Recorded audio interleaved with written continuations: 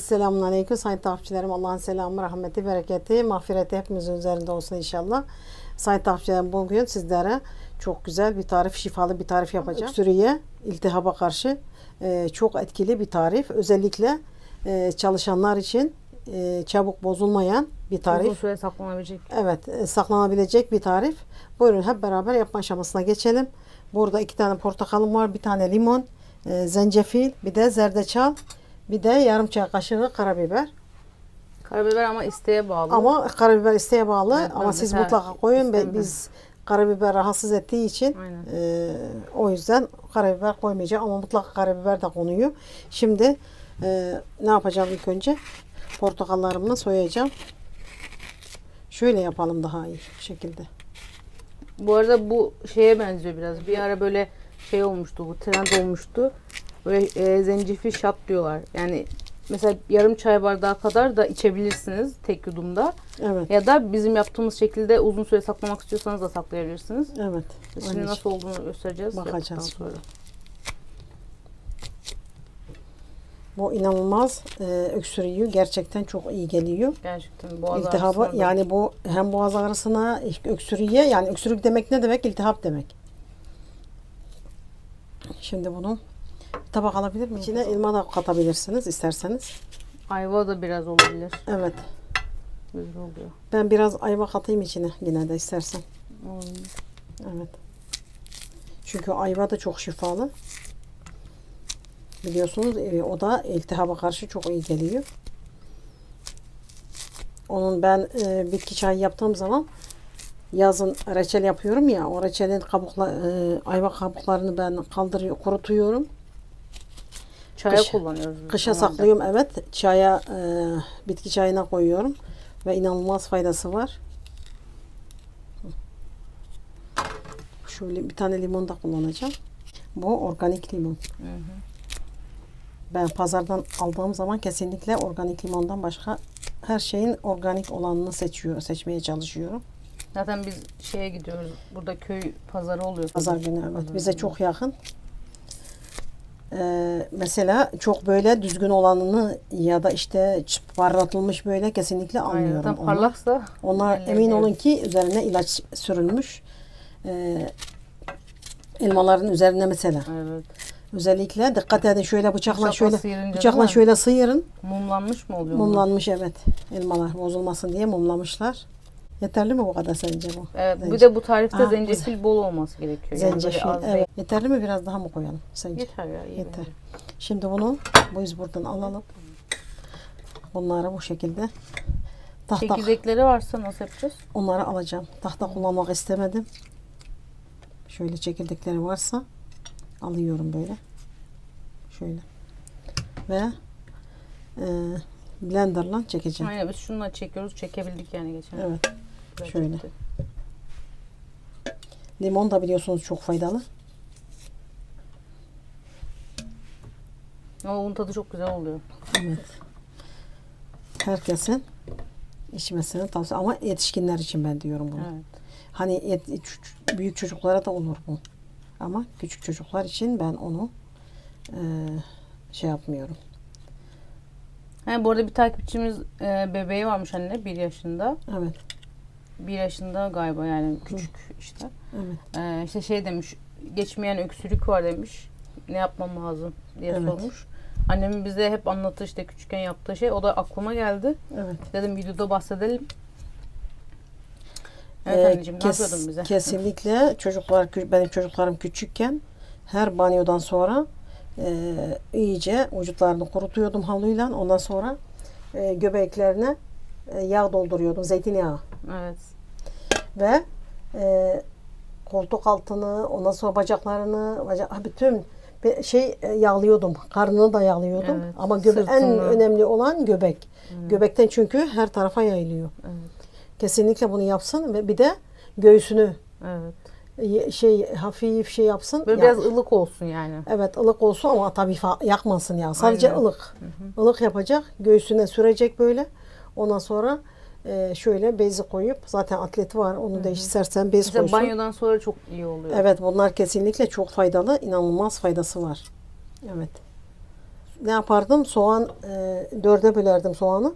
Evet, onu İsmail çok Evet, yaptı. başınızın ucuna yakın koyardım. Yani odaya böyle soluklanın diye o şeyden. Ama ben portak bazı çocuklarda şey. mesela görüyorum böyle hırıltı mı oluyor? Ne oluyor anne o? Evet, Böyle o şey işte iltihap iltihaptan var. mı? Bronşit olmuşlar.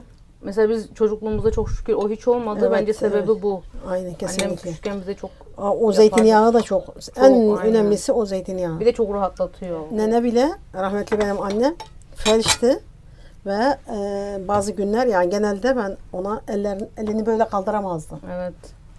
Şöyle tutup biraz kaldırabiliyordu. Yani bu eliyle tutup kaldırabiliyordu.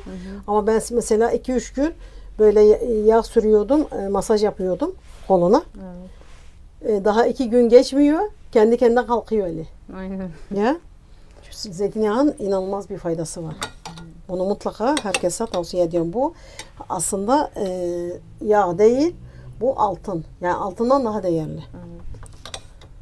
Ama maalesef kıymetini bilmiyoruz. Bir de her banyo yaptıktan sonra hep isterdi anne, hazırlıyor musun? Yap diye. Hani Evet, sür evet. diye. Mutlaka evet, ona yapardı. Yumuşatıyor. Aynen. Bu zencefil hoşuma gitti. Sanki taze, böyle yumuşak. Her zaman çok sertti, böyle damarlıydı. Bu çok Bunun güzel. böyle elma gibi yiyenler var anne. Evet. Ne güzel, keşke Ben yiyebilsek. şöyle bir parça Ben bakalım. denedim de acı biraz. Acı. Burada bir çay kaşığı toz zerdeçal.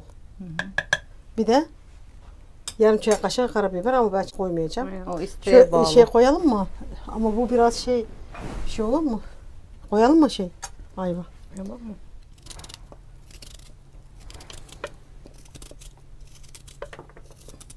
Şöyle. Küçük bir ayva diyelim. Yani yarım ayva değil, küçük bir ayva. Blender'dan çekeceğim şimdi. Bismillahirrahmanirrahim.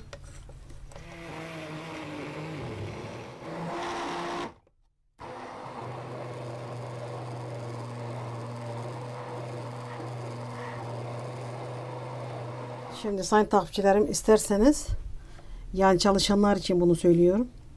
Bu şekilde bu karışımımız, şifalı içeceğimiz, özellikle bunu çalışanlar için, yani herkes bunu içebilir ama çalışanlar için çok büyük bir kolaylık. Uzun süre çünkü Evet. muhafaza Bunu edebiliyorsunuz. bu şekilde ben şu an donduramam, ama bunu dondurup küp küp Çok güzel oluyor. Böyle alıyorsunuz bir evet, tane içmek istediğim zaman, kuplu bardağa atıyorsunuz. Üstüne şimdi sıcak su. göstereceğim size zaten. Tamam.